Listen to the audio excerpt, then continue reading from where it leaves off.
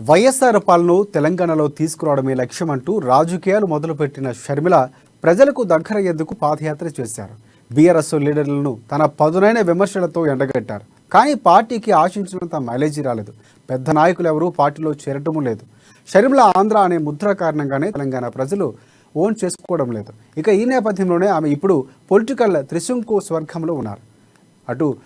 ఇటువైపు వేయాలో అడుగు వేయక తెలియని సందిగ్ధం ఆమెకు వేయటం లేదు. దీంతో షర్మిల రాజకీయ భవిష్యత్తు అగమ్య గోచరంగా మారింది. చివరకు చేయికి చేయి అందిస్తారనే ప్రచారం మాత్రం మరోవైపు వినిపిస్తూ ఉంది. ఇక అందులో భాగంగానే చేయి సింబలతోనే బరిలోకి దిగుతారని కూడా వార్తలు ఇప్పుడు గుప్పమంటున్నాయి.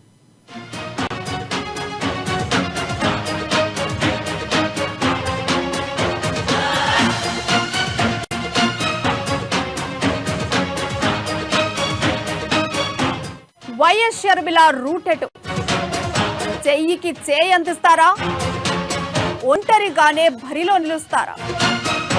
షర్మిలకు ఏపీని అప్పగించేందుకు కాంగ్రెస్ ఆసక్తి.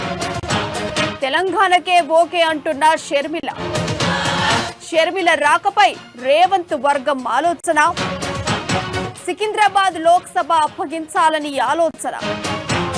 కాంగ్రెస్ ప్రతిపాదనపై జవాబు ఇవ్వని షర్మిల. ఏపీలోనూ షర్మిలతో పాదయాత్ర చేయించాలని ప్లాన్. అడుగులను ఆకట్టుకునేలా షర్మిల చేత అడుగులు.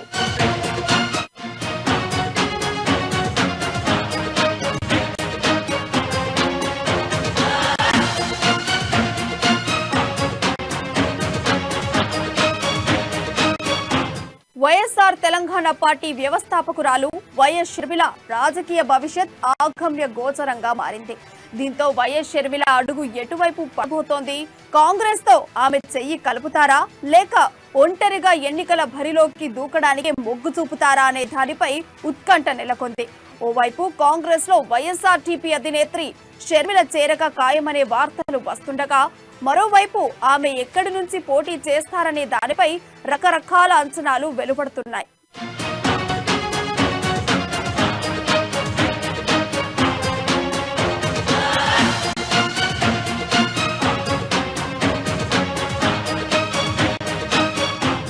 ఆంధ్రప్రదేశ్ లో కాంగ్రెస్ కు పూర్వ వైభవాన్ని తీసుకురావడానికి షర్మిల చరిష్మాను వాడుకోవాలని కాంగ్రెస్ అధిష్టానం తొలుత భావించినట్టు వెలికిడి.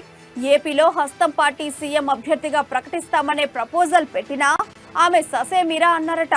తనను తెలంగాణకు పరిమితం చేయాలని కాంగ్రెస్ పెద్దలకు షర్మిల తేల్చి చెప్పారని సమాచారం. మరి తెలంగాణకు సంబంధించి షర్మిల పెట్టిన డిమాండ్లలో ఆచరణకు సాధ్యమైనవి ఏమున్నాయి, ఏం లేవనే దానిపై టీపీసీసీ చీఫ్ రేవంత్ రెడ్డి అధిష్టానం పెద్దలతో కలిసి మేధోమథనం చేస్తున్నారు.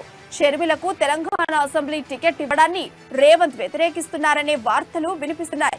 ఆమెను సికింద్రాబాద్ లోక్సభ బరిలో దింపాలని అధిష్టానం దగ్గర రేవంత్ ప్రతిపాదించినట్టు తెలుస్తోంది. దీనిపై షర్మిలతో కాంగ్రెస్ నేతలు చర్చలు జరిపినా ఇంకా ఎలాంటి ఫలితం తేలలేదని సంబంధిత వర్గాలు తెలిపాయి.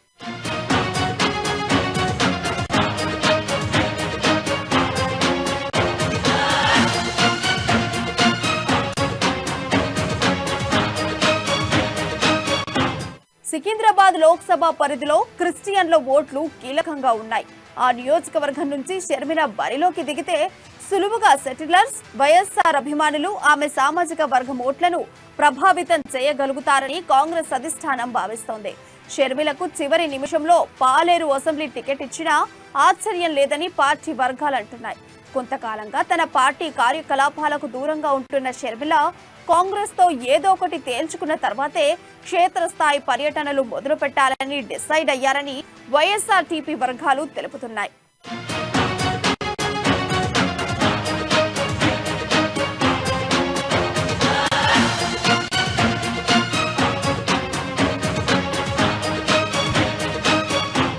షర్మిలకు ఓవైపు తెలంగాణలో పెద్దపీట వేస్తూనే మరోవైపు ఏపీలోనూ పాదయాత్ర చేయించాలని కాంగ్రెస్ అధిష్టానం యోచిస్తోంది.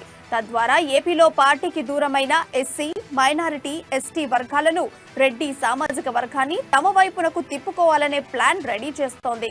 కాంగ్రెస్ కు దెబ్బతీసి తమ ఓటు బ్యాంకును తన వైపుకు తిప్పుకున్న సీఎం జగన్ కు గట్టి షాక్ ఇచ్చేలా ఈ ప్లాన్ ఉంటుందని అంటున్నారు.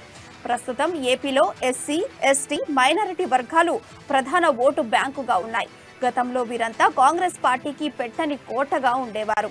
కాంగ్రెస్ పార్టీలో షర్మిల చేరి అక్కడ క్షేత్రస్థాయిలోకి అడుగు పెడితే ఓటు బ్యాంకు చీలే అవకాశాలు ఖచ్చితంగా ఉంటాయి.